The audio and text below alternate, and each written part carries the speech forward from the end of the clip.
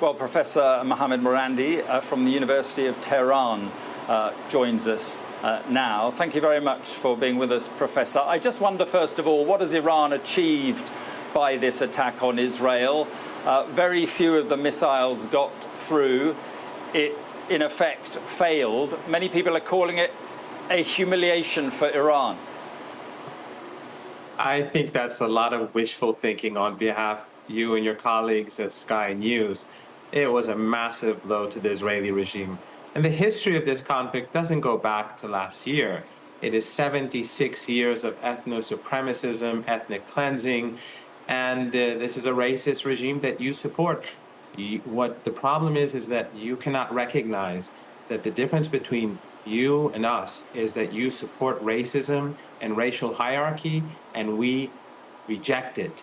And the Israeli regime, if they dare strike back at Iran, we will hit them much harder next time.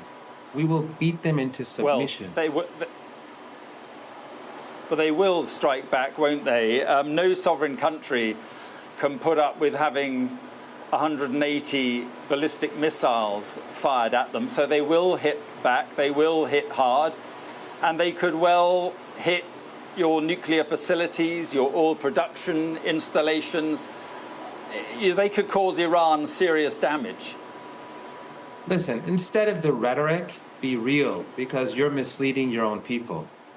Iran has countless underground missile sites with hundreds of thousands of missiles across the country. They were made after the US invasion of Iraq and Afghanistan to deal with a potential war with the United States. So this puny regime, it is not a state, it is a colony.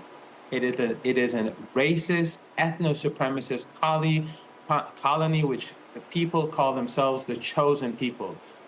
Unlike you, we do not believe in chosen people. And the Palestinian people on that land who've been displaced and pushed into Gaza and who've been slaughtered regularly over 76 years, we will not stand for that. All people in the whole of Palestine must be equal. The Israeli regime, if they strike Iran, we will hit them much harder next time. And they can pretend that they got away, but we hit them very hard last night. We hit their bases. And unlike the Israeli regime, which constantly carries out slaughter and genocide and was carrying out a Holocaust in Gaza, we struck their military targets because unlike you, we actually care about human rights, not you.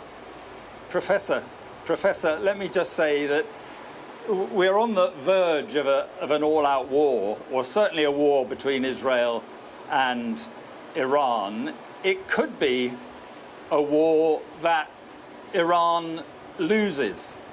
If Iran does lose that war, do you think that the current Iranian regime could survive a defeat? Because that is if what you say is right, and Iran is going to hit back even harder, that could be where this all ends up.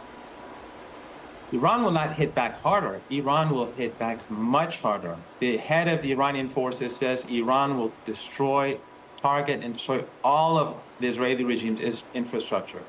This was the tip of the iceberg. Iran will lose no war. The Israeli regime will. It is time for you and others to end your racism and to end your support for the superior race and to accept that all people in Palestine have equal rights and the Palestinian people have a right of return. Jews, Christians, and Muslims are equal. Unlike what you say, they are equal, and we will accept nothing less than that. The regime must go, and all people must be treated equally. Right. And if the only thing, there's no doubt that Israel will lose, but the only variable here is the United States. If the United States gets involved, have no doubt, the U.S. will be swept out of Iraq by the Iraqi resistance, and all its assets in the Persian Gulf will be destroyed.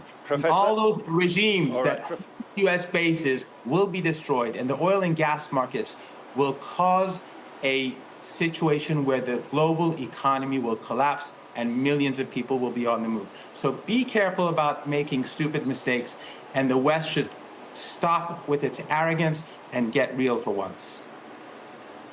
Okay, Professor, thank you very much for being with us. Thank you.